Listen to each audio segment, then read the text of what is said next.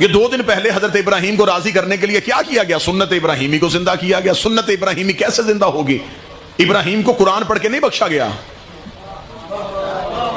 جو بندے محرم پہ ہم پہ اعتراض کرتے ہیں نا کہ حسین کو قرآن پڑھ کے بخشو، انہیں چاہیے تھا 2 دن پہلے بجائے قربانی کرنے کے ابراہیم کو قرآن پڑھ کے بخشتے، اسماعیل کو نفل پڑھ کے بخشتے، ہاجرہ کو نمازیں پڑھ کے بخشتے۔ وہاں نمازیں نہیں پڑھی گئیں، وہاں سنت کو زندہ کیا گیا، یاد کو زندہ کیا گیا، واقعے کو زندہ کیا گیا، ابراہیم کی قربانی کو دہرایا گیا، ابراہیم کی سنت کو دہرایا گیا، تاکہ پتہ چلے ہمیں آج بھی ابراہیم کی سنت یاد ہے، ہمیں آج بھی ملت ابراہیمی یاد ہے، کیونکہ ہمارے نبی کے آباء و اجداد ہیں۔ لہٰذا مسلمانوں نے اربوں روپے کے جانور ذبح کر کے دنیا کو ثابت کر دیا ہے کہ ہم آج بھی ابراہیم کی سنت کو زندہ کیے ہیں۔ ابراہیم اور حسین میں سب سے بڑا فرق ہے، جسے جانوروں کے لہو کی سلامی دی جائے اسے ابراہیم کہتے ہیں، جسے انسانوں کے لہو کی سلامی دی جائے اسے حسین ابن علی کہتے ہیں۔ ابراہیم کی یاد میں جانور اس لیے ذبح ہوئے کہ اسماعیل کی گردن پہ چھری نہیں چلی تھی۔ سنت کیسے زندہ ہوئی؟ اس لیے زندہ ہوئی نا کہ ابراہیم کا بیٹا ذبح نہیں ہوا، ذبح جانور ہو گیا، ہم جانور ذبح کرتے ہیں۔ کربلا میں جانور ذبح نہیں ہوا، رسول کا بیٹا زخمی ہوا، اس لیے ہم اپنے بدن کو زخمی کر کے کہتے ہیں کہ ہم نے بھی اس سنت کو زندہ کر دیا۔ اگر ابراہیم کے بیٹے کی سنت منائی جا سکتی ہے تو پھر مصطفیٰ کے بیٹے کی سنت بھی منائی جا سکتی ہے۔ چلے مجھے میرا مجمع بول کے ایک لفظ کی تائید فرمائے۔ جب حضرت ابراہیم اسماعیل کو لے کے گئے اور چھری پھیری تو وہ چھری اسماعیل کی گردن پہ چلی تھی یا دمبے کی گردن پہ؟ ذبح تو وہ جانور ہوا تھا نا جو آیا۔ ذبیح اللہ کسے کہا جاتا ہے؟ حضرت اسماعیل کو۔ ذبیح اللہ کا ترجمہ کیا ہے؟ جو اللہ کی راہ میں ذبح ہوا۔ تو جب اسماعیل ذبح ہوئے ہی نہیں، آپ بولتے رہیے گا، تو اسماعیل ذبیح اللہ کیسے ہو گئے؟ میرے مالک ذبح تو ہوا تھا دمبا، تو ذبیح اللہ کہنا چاہیے اس دمبے کو۔ اسماعیل کے گردن پہ چھری چلی نے ذبیح اللہ کیسے ہو گیا؟ مولوی کہتے بے شک چھری چلی نہیں، ارادہ کر کے لیٹ تو گیا تھا، لہٰذا ارادے کو ہی اللہ نے سمجھ لیا کہ اس نے ارادہ کر لیا ہے، اب اسے ذبیح اللہ کہنا چاہیے۔ حد نہیں ہو گئی تیرے تعصب کی؟ جو سگے باپ کی چھری کے نیچے ارادہ کر کے لیٹ جائے اسے سارے ذبیح اللہ مانتے ہو، اور جو ہجرت کی رات کافروں کی تلواروں کے نیچے محمد کے بستر میں سویا رہا اسے علی ولی اللہ کیوں نہیں مانتے؟ وہ ارادہ کر کے لیٹ جائے۔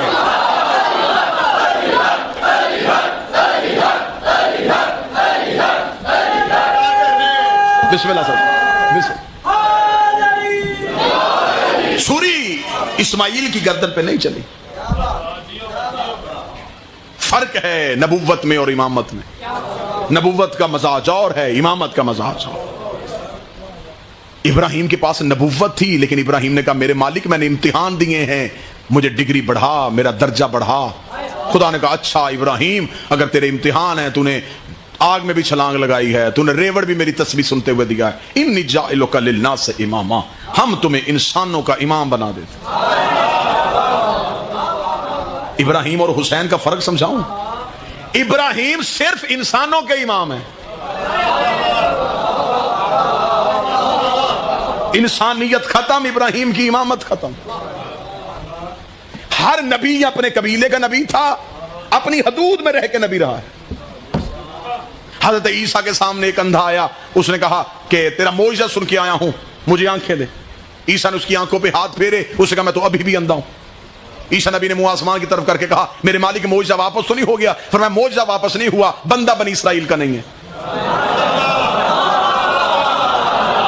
تو نبی بنی اسرائیل کا، تیرے معجزہ ہے تیری قوم تک، قوم ختم معجزہ ختم۔ ابراہیم صرف انسانوں کے امام ہیں، انسانیت ختم، ابراہیم کی امامت ختم۔ یونس کو مچھلی نے پیٹ میں نگل لیا، یونس نے کہا میں نبی ہوں، اس نے کہا زمین پہ، مجھ پہ اللہ کی وحی ہوئی ہے، میں نے تجھے نگل لی۔ ہر ایک نبی کی حد تھی، اس حد سے آگے وہ نبی نہیں گیا۔ واقعہ تو آپ کے بچوں نے بھی سنا ہے، نتیجہ یہاں دینے لگا ہوں۔ فطرس نے جرم وہاں کیا تھا، حسین نے معاف یہاں کر کے زمانے کو بتا دیا ہے میں وہاں بھی امام ہوں یہاں بھی امام۔ وہاں کا مجرم یہاں معاف کیا ہے حسین. انی جعلک للناس اماما، ابراہیم ہم نے تجھے انسانوں کا امام بنایا. ابراہیم نبی ہے، حسین امام ہے. نبوت اور امامت کا فرق سمجھتے جانا. ابراہیم نے اسماعیل سے کہا میں نے خواب دیکھا ہے. سارے مسلمان آج تک اپنے بچوں کو جب ابراہیم کی کہانی سناتے ہیں تو وہ یہ نہیں کہتے کہ اللہ نے حکم دیا تھا وحی کی تھی، وہ کہتے لقد صدقت رؤیا، ابراہیم نے خواب دیکھا تھا اسے سچا کیا. سارے کہتے ہیں خواب دیکھا، یہ کوئی نہیں بتاتا کہ خواب میں کیا دیکھا. آخر خواب دیکھا ہے تو خواب میں دیکھا کیا؟ معصوم سے پوچھا گیا میرے مالک ابراہیم نے خواب میں کیا دیکھا؟ فرمایا ابراہیم کو خواب میں واقع کربلا دکھایا گیا. اسے بتایا گیا یہ عشق کی انتہا ہے، اگر لینا چاہتا ہے تو یہ مقام لے. ابراہیم نے خواب میں پیاس دیکھی، بیوی اور بیٹا صحرا میں پیاسا چھوڑ دیا. ابراہیم نے حسین کا قربانی دیکھی، بیٹے کی گردن پہ چھری رکھ دی. لیکن فرق رہ گیا، جو خوابوں کا شہزادہ ہو اسے ابراہیم کہتے ہیں، جو تعبیر کا شہنشاہ ہو اسے حسین ابن علی کہتے ہیں. ابراہیم خواب پورا کرنا چاہتے تھے لیکن آخری وقت میں ابراہیم نے آنکھوں میں پٹی باندھ لی. جب آنکھوں میں پٹی باندھی اور یوں بیٹے کی گردن پہ چھری پھیری، گرم ابلتا ہوا لہو بازو میں آیا. ابراہیم سمجھے کہ بیٹا ذبح ہوگا، جلدی سے پٹی کھولی تو جانور تڑپ رہا ہے. اسماعیل وہ کھڑا. ابراہیم نے منہ آسمان کی طرف کہا امتحان لینا تھا تو لیا کیوں نہیں؟ فرمایا آنکھوں میں پٹی کیوں باندھی؟ جواب سنو، جو بزرگ بیٹھے ان سے دعا لینے لگے ہوں. ابراہیم نے کہا بیٹا تھا میرا. خدا نے کہا میری محبت میں دوسری محبت آئی کیوں؟ تجھے نہیں پتا میں وحدہ لا شریک ہوں، میں شرکت برداشت نہیں کرتا. واہ ابراہیم، بیٹے سے بھی محبت اور اللہ سے بھی محبت. ابراہیم نے پٹی باندھی. خدا نے کہا تو خلیل ہے، عاشق نہیں ہے. ابراہیم نے کہا پھر عشق کا معیار کیا ہے؟ فرمایا انتظار کر دکھاؤں گا. کربلا کے ٹیلے پہ کھڑا تھا ابراہیم، میں فضائل پڑھ رہا ہوں. جب اکبر نے مڑ کے کہا بابا اکبر پیارا ہے یہاں، نانے کا دین. حسین نے دیکھا تیرے جیسے لاکھ اکبر ہوں، ہائے ہائے میں دین محمد سے قربان کر دوں. اتنا کہنا تھا. ابراہیم نے اسماعیل کا ہاتھ پکڑ کر چل واپس چلیں، یہ اور ہیں ہم. ابراہیم نے چھری رکھی ہے تو کہنے لگا اسماعیل چلا دوں؟ قرآن میں اسماعیل کا جواب موجود ہے. اسماعیل نے کہا چلا، مجھے صبر کرنے والوں میں پائے گا. میں فضائل پڑھ رہا ہوں. اسماعیل نے کہا مجھے صبر کرنے والوں میں پائے گا. چھری تھی باپ کے ہاتھ میں، رکھی بیٹے کی گردن پہ، اور اسماعیل نے کہا مجھے صبر کرنے والوں میں پائے گا. علی کے سامنے ہجرت کی رات تلواریں تھی. اب نبوت اور امامت کا فرق سمجھنا. رسول نے کہا یا علی آج میرے بستر پہ موت ہے. علی نے فرمایا آپ ہجرت کریں، مجھے شکر کرنے والوں میں پائے گا. نہیں نہیں نہیں نہیں، آپ نے انصاف نہیں کیا. اسماعیل نے کہا تھا مجھے صبر کرنے والوں میں پائے گا، علی نے کہا مجھے شکر کرنے والوں میں پائے گا. صبر مصیبت پہ ہوتا ہے، شکر نعمت پہ ہوتا ہے. اسماعیل موت کو مصیبت سمجھ رہا ہے، علی موت کو نعمت سمجھ رہا. کتنا فرق ہے ابراہیم کے مزاج میں اور حسین ابن علی کے مزاج میں. نبوت کے دائرے اور ہوتے ہیں، امامت کا دائرہ اور ہوتا ہے. نبوت میں مانگنے کی گنجائش ہے، امامت میں صرف دینا ہوتا ہے. متوجہ ہے بات کی جانب سرکار؟ یوسف نبی گزرا ہے اللہ کا، نبی ہے کہ نہیں ہے جی؟ زلیخا نے یوسف کی عصمت پہ ہاتھ ڈالا، 7ویں کوٹری پہ گیا یوسف. ایسا ہی ہے جی، قرآن میں کیسا لکھا؟ 7ویں کوٹری میں بھی جا کے صرف اپنا بچایا، زلیخا کا ارادہ نہیں بدلا. 7ویں کوٹری تک گیا یوسف. عصمت بچانی تھی پہلی کوٹری میں بچا لیتا، لیکن مجبوراً 7ویں پہ جانا پڑا کیونکہ گواہ 7ویں کوٹری میں تھا. وہ جو گہوارے والا بچہ تھا وہ 7ویں کوٹری میں تھا. یوسف کو گواہ کے لیے کوٹریاں بدلنی پڑی. 7ویں کوٹری میں گواہ دیکھا، یوسف رک گیا. 7ویں کوٹری میں بھی جا کے یوسف کی عصمت بچی ہے، زلیخا کا ارادہ نہیں بدلا. ایسا ہی ہے. نبوت کا مزاج سمجھ گئے؟ یہ ہے مزاج نبوت. 7ویں کوٹری میں بھی جا کے شریک صرف اپنا آپ بچایا ہے. زلیخا کا ارادہ نہیں بدلا. آؤ میں تمہیں امامت کا مزاج بتاؤں. میرا 7واں بادشاہ بغداد کے قید خانے میں ایک فاحشہ عورت کو قید خانے میں بھیجا گیا تاکہ امام پہ الزام لگا کے امام کا قتل آسان کریں. صبح جب کھڑکی کھولی تو منظر یہ عجیب تھا. آگے امام سجدے میں, پیچھے عورت سجدے میں. آگے امام تسبیح, پیچھے وہ عورت تسبیح کر رہی. جو 7ویں کوٹری میں جا کے صرف اپنا آپ بچائے اسے نبی کہتے ہیں. جو ایک رات میں فاحشہ کو زاہدہ بنائے اسے امام کہتے ہیں. امام صرف خود نہیں بدلتا, امام لوگوں کے مزاج بدل دیتا. ابراہیم اگر لائی کے درود ہے تو ابراہیم نے قربانی کا آغاز کیا تھا, انتہا نہیں کی تھی. انتہا حسین ابن علی نے کر دی. ایسی انتہا کی کہ نبی بھی اس انتہا کو چھو نہ سکے. دنیا کا دستور ہے کہ چیز خریدو سستی, بیچو مہنگی. آپ بولیں گے تو صحیح نہیں. خریدو سستی, مہنگو. واحد کائنات کا حسین ابن علی ایک ایسا کا تاجر ہے جس نے جنت خریدی مہنگی ہے,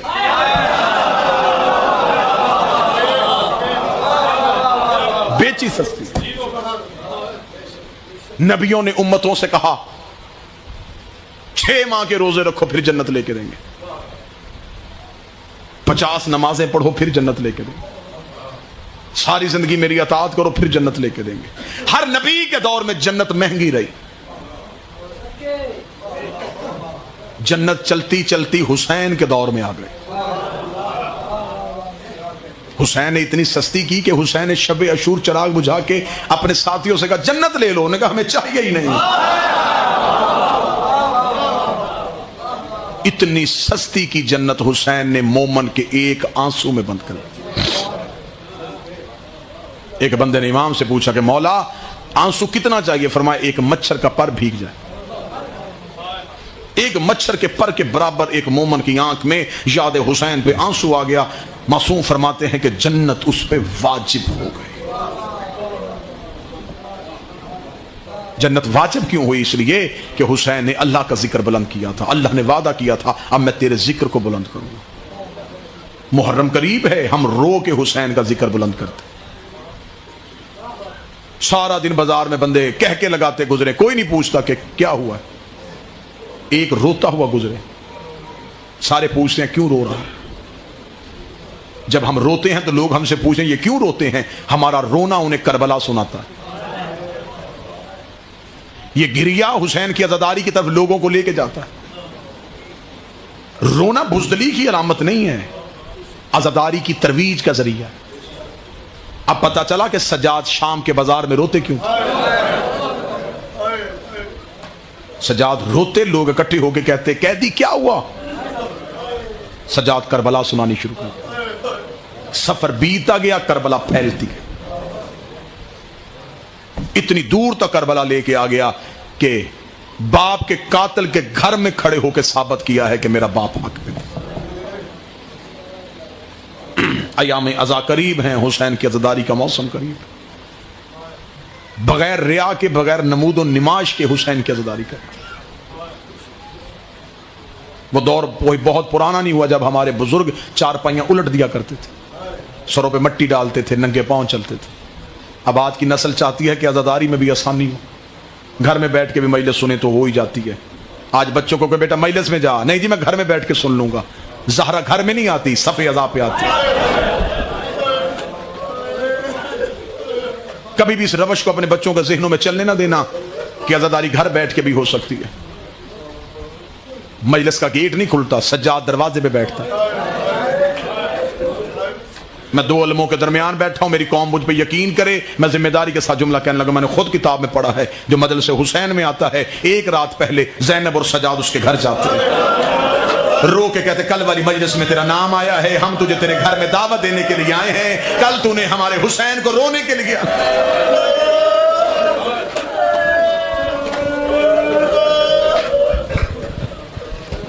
یہ جو مجلس کا دروازہ کھلتا ہے, سید الساجدین دروازے پہ بیٹھتے. ایک شخص مدینے میں آیا تھا, اس نے مولا سجاد سے واقعہ کربلا کے بعد جب سجاد روتے تھے نا, بہت زیادہ روتے تھے, تو صحابی تھا مولا کا, زہری اس کا نام تھا. اس نے آ کے کہا مولا میں چاہتا ہوں کہ آپ آنسو بند کریں. سجاد رو کہتے کیسے بند کروں, کسی کا ایک مر جائے وہ چپ نہیں ہوتا. میری آنکھوں کے سامنے کئی علی مارے گئے. اس نے کہا مولا آپ گھر میں بیٹھتے اس لیے کربلا یاد آتی ہے, بازار میں آیا کریں. سجاد رو کہتے میں بازار میں جاتا ہوں, مجھے شام کے بازار یاد آتا ہے. اس نے کہا مولا اگر آپ کرم کریں, مہربانی کریں, میرے گھر میں میرے بچے کی شادی ہے. سجاد رو کے کہتے تیری محبت کا شکریہ, لیکن ہمیں کربلا کے بعد خوشیاں اچھی لگتی ہیں. جب سے میرے قاسم کے سہرے اجڑے ہیں نا, مجھے شادیاں اچھی نہیں لگتی.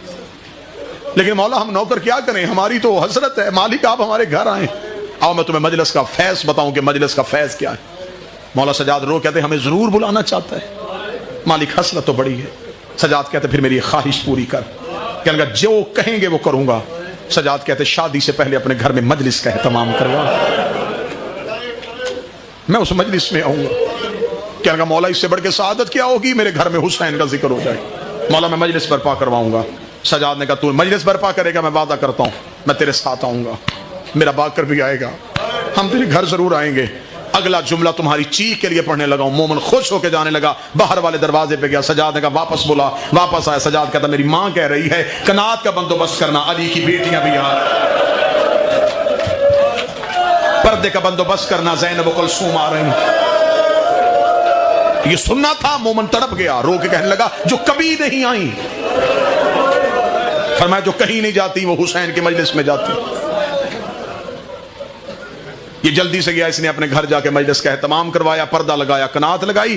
اس نے مولا سجاد کے بیٹھنے کے لیے منبر کے قریب ایک بہترین مسند لگائی, جہاں یہاں آ کے بیٹھے گا حسین کا سجاد. مجلس شروع ہو گئی. ذاکر نے مجلس پڑھنی شروع کر دی. بار بار دروازے کی طرف دیکھتا. جب کئی بار دیکھا سجاد کو نہ پایا, رو کے کہنے لگا سچی ماں کا بیٹا ہے, وعدہ تو کیا تھا آئے گا, لیکن آیا کیوں نہیں ہے. یہ دروازے پہ سجاد کو دیکھنے کے لیے گیا. اس نے دیکھا جہاں پہ مومن جوتے اتار کے آئے تھے وہاں پہ کوئی چادر کے نیچے بیٹھ کے رو رہا ہے. اس نے کاندھا پکڑ کے کہا اگر بیٹھنا ہے تو مجلس میں اندر جا کے بیٹھ.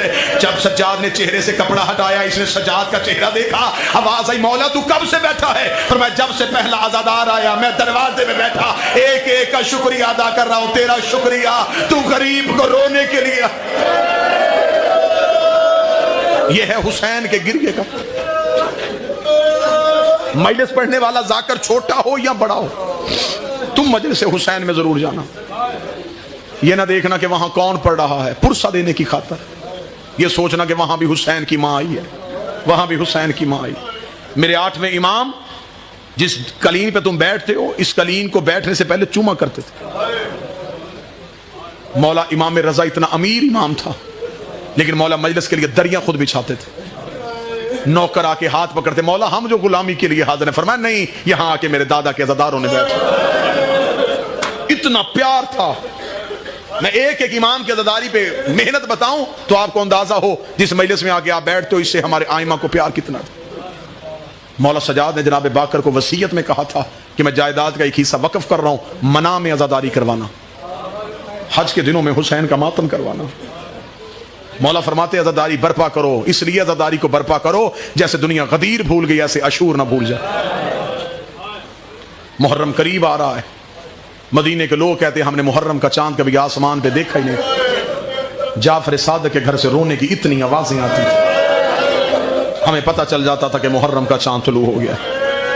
مجھے بانی کی طرف سے حکم ہے, ایک روایت میں ممبر سے پڑھا کرتا ہوں, وہ روایت سناؤں اور آپ کو سلام کروں. محرم کے چاند کی جو کیفیت ہوتی ہے مومن کی, وہ کیفیت ذہن میں رکھنا.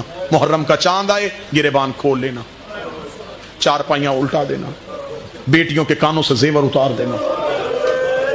کوشش ہو اس کے بعد کوئی ماں بچے کو بوسہ نہ لے, کوئی باپ اولاد کو پیار نہ کرے. یہ پردے میں بیٹھی ہیں بیٹیاں بہنیں, یہ پورا سال دوسرے گھر بھی جانا ہو باپ سے پوچھ کے جاتی ہیں. اتنی محبت ہے حسین کے ذکر سے ہمیں. ساری ساری رات بیٹیاں حسین کے گھر بیٹھی رہتی ہیں. باپ مطمئن ہوتا ہے, اسے خبر ہے عباس کے پہرے میں گئی ہے, عباس کے پہرے میں واپس آئے گی. محرم کا چاند, مدینے کا رہنے والا, نام اس کا یحییٰ بن سمری, وہ کہتا ہے کہ میں نے دیکھا کہ مدینے کی گلیوں میں ایک شور و غل تھا. وہ کہتا جلدی سے میں نے دروازہ کھولا, میں دروازہ کھول کے باہر گیا تو لوگوں کا ایک ہجوم دوڑ آتا. میں نے دوڑتے ہوئے ایک شخص کا ہاتھ پکڑ گیا, کہاں جا رہے ہو؟ اس نے کہا جعفر صادق کے گھر جا رہے ہیں. کہنے لگا میں نے پوچھا کیوں؟ کہنے لگا محرم کا چاند ہو گیا, امام کو پرسہ دینے کے لیے جا رہے ہیں. میں نے تو تمہیں صرف اتنا کہا ہے نا کہ سروں پہ خاک ڈال لینا، گریبان کھول لینا. آؤ میں تمہیں جس امام کی فقہ پہ عمل کرتے ہو اس کی سیرت بتاؤں کہ وہ محرم کے چاند میں کیا کرتے تھے. یحییٰ کہتا ہے میں اس جلوس کے ساتھ چلا گیا. جب میں محلہ بنی ہاشم میں پہنچا تو دروازہ زہرا پہ رش تھا، مومن ماتم کر رہے تھے، پرسہ دے رہے تھے. وہ کہتا میں رش سے گزرتا ہوا جب میں امام کے صحن میں پہنچا تو میں ڈھونڈ رہا تھا کہ امام کسی کرسی پہ ہوں گے، کسی مسند پہ ہوں گے. یحییٰ کہتا میرے بس میں ہوتا میں سانسیں ختم کر لیتا. میں نے دیکھا ریت میں جعفر ایسے تڑپ رہا تھا جیسے مچھلی بغیر پانی کے تڑپ رہی ہے. کروٹیں لے لے کے جعفر صادق رو رہے تھے. وہ کہتا میں نے جلدی سے امام کے پاؤں پہ ہاتھ رکھا، رکھ کے کہا صبر سکھانے والا گھر اتنا تڑپ کے کیوں رو رہا ہے. امام نے انگلی کا اشارہ آسمان کی طرف کر کے کہا یحییٰ وہ چاند طلوع ہو گیا ہے جس نے میری دادی کے سر سے چادر اتار. وہ چاند طلوع ہو گیا ہے جس نے سیدوں کے بخت اتارے. بزرگ ذاکر ایک شعر پڑھا کرتے، تاریخ کہہ رہی ہے محرم کے چاند میں سیدانیوں کے بخت اچانک الٹ گئے. کتنی غریب ہو گئی بیٹی امیر کی، زینب کے ایک لباس میں کئی سال کٹ گئے. بس میں وہ مضمون جس کے لیے مجھے حکم ہے وہ روایت سناؤں. مصر کا رہنے والا شیعہ ہر سال اپنے گھر میں عزاداری کا اہتمام کرتا، مجالس برپا کرواتا. امیر تھا. ایک سال ایسا آیا اتنا مقروض ہو گیا گھر کے برتن بھی بک گئے اور محرم کا چاند طلوع ہو گیا. محرم کے چاند کا طلوع ہونا تھا، یہ پریشان ہوا. اس کا چاند طلوع ہو گیا ہے اور میرے گھر میں کچھ بھی نہیں. یہ چھت پہ کھڑا ہو کے چاند کے ساتھ شکوے کر رہا تھا، رو کے کہہ رہا تھا محرم کا چاند میری زندگی میں طلوع نہ ہوتا تو میری زندگی میں طلوع ہوتا میرے گھر میں حسین کے نوحے پڑے جاتے. اب یہ چاند سے شکوہ کر رہا تھا، یا کاندھے پہ بیوی کا ہاتھ آیا. دیکھا کیوں شکوہ کر رہا ہے؟ کہنے لگا محرم کا چاند طلوع ہو گیا اور میرے گھر میں عزاداری کے لیے کچھ بھی نہیں. بیوی دیکھ کے کہتی ہے مشکل وقت میں قیمتی چیز بیچ دیتے. یہ تڑپ کے کہتا میرے گھر میں تو قیمتی کچھ بھی نہیں. بیوی چلتی چلتی وہاں گئی جہاں دو بیٹے سو رہے تھے. بیٹوں کے سراہانے جا کے ماں کھڑی ہوئی. باپ رو کے کہتا میں سمجھا نہیں. رو کے کہتی میرے گھر میں ان سے قیمتی کچھ بھی نہیں. کیا مطلب؟ میں سمجھا نہیں. رو کے کہتی بردہ فروشوں کے بازار میں جا، انہیں غلام بنا کے بیچ دے، جو قیمت ملے اس سے حسین کی عزاداری کروا. باپ تڑپ کے کہنے لگا بیٹے بیچ دوں؟ ماں قدموں پہ ہاتھ رکھ کے کہتی سچ بتا لیے کس سے تھے؟ کہنے لگا حسین ابن علی سے. کہنے لگا جس سے لیے تھے اسی کے نام پہ لٹا دے. بچوں کے ہاتھ پکڑے، بردہ فروشوں کے بازار چلا گیا. بڑی جلدی ختم کر رہا ہوں. غلاموں کے بازار میں جا کے صبح سے لے کے شام تک آوازیں دیتا رہا غلام لے لو، غلام لے لو، غلام لے لو. خریدار کوئی نہیں آیا تو جملہ بدل دیا، محنت زیادہ کروا لو اجرت تھوڑی دے دو. جب پھر بھی کوئی خریدار نہ آیا، تھکا ہوا مومن بچوں کو لے کے بیٹھ گیا. رو کے کہتا بی بی زہرا میرا مقدر، میری تو خواہش تھی کہ میں تیرے بیٹے کی عزاداری کرواؤں. اب یہ بات کر رہا تھا، یہ گلی میں گھوڑے کے ٹاپوں کی آواز آئی. ایک گھوڑا سوار اس کے قریب آ کے رکا. اس نے سر اٹھا کے دیکھا، گھوڑے پہ ایک سوار ہے جس کے چہرے پہ نقاب ہے. گھوڑے سوار کی آواز آئی بیٹے بیچے گا؟ کہنے لگا بیچوں گا. قیمت کا نام آنا تھا. باپ تڑپ کے کہنے لگا کائنات بھی دیتا، میں بال بھی توڑ کے نہ دیتا. مجبوری جو بن گئی، اتنے دے دے 10 دن میرے گھر میں حسین کی عزاداری ہو سکے. گھوڑے سوار کی آواز آئی. وہ سامنے گھوڑے کے چوب میں دینار پڑے ہیں، وہ دینار اٹھا لے. دیناروں کا نام آنا تھا. اٹھ کے کہنے لگا میں قرض نہیں مانگ رہا، بیٹے بیچ رہا ہوں. اتنی بھی امیری کیا ہے تو مجھے دینار بھی اٹھا کے نہیں دے سکتا؟ گھوڑے سوار کی آواز آئی میری مجبوری ہے. میرے ہاتھ ہوتے میں تیرے بیٹے ہاتھوں سے اٹھاتا، میرے بازو ہوتے میں تیرے لال سینے سے لگاتا. میری مجبوری ہے، میرے ہاتھ کوئی نہیں. یہ پھر بھی نہ سمجھا. قیمت ہاتھ میں لی، گھر آ گیا. دروازے پہ ماں کھڑی تھی. ماں رو کہنے لگی بک گئے بک گئے. اس نے شہر میں اعلان کروا دیا، مومنین آ گئے. اس کے گھر میں عزاداری ہوئی، ماتمداری ہوئی، نیاز تقسیم ہوئی. مومن اپنے گھروں کو چلے گئے. ماں بیٹوں کے خالی بستر دیکھ رہی تھی، باپ بچوں کے کپڑے دیکھ رہا تھا. رات آدھی سے زیادہ ڈھل گئی. بیوی شوہر کے قدموں میں بیٹھ کے کہتی ہے شرمندہ نہیں، پوچھنے آئی ہوں کس کے ہاتھ بیچ کے آیا؟ رو کے کہنے کا کوئی بڑا ہی شریف تھا، بازو اس کے تھے کوئی نہیں. بچے سینے سے لگا کے لے کے چلا گیا. بیوی دیکھ کے کہنے کہ اسے بتایا تھا انہیں نوکری کا طریقہ نہیں آتا. رو کے لگا ہاں میں نے ساری باتیں بتائی تھی. ابھی ماں رو رہی تھی. دروازے پہ دستک ہوئی. میں آخری جملہ پڑھ کے منبر چھوڑنے لگا. تڑپ کے گئی. دروازہ کھولا. ایک کالے برقعے والی بیوی دونوں بچوں کے ہاتھ پکڑ کے کھڑی ہے. اس نے بیٹوں کو دیکھا، جلدی سے دروازہ بند کیا. رو کے دی بیوی ان سے کوئی غلطی ہو گئی، میں معافی مانگتی ہوں. بیوی نے نوکری کرنے کا طریقہ نہیں آتا. اس بیوی کی آواز آئی ہم بیٹے دیتے ہیں لیتے نہیں ہیں. رو کر کے تو جو گلیوں میں بیٹے دے رہی ہے تو کون ہے؟ رو کے کبھی دروازہ کھول، میں حسین کی ماں ہوں. تو ساری رات میرے بیٹے کو روتی رہی ہے. میں ساری رات تیرے بچے ہاتھوں میں اٹھا کے کبھی کربلا کبھی نجف کبھی شام رو رو کے کہتی رہی زینب تیری جوڑی کا صدقہ لے کے اللہ لعنت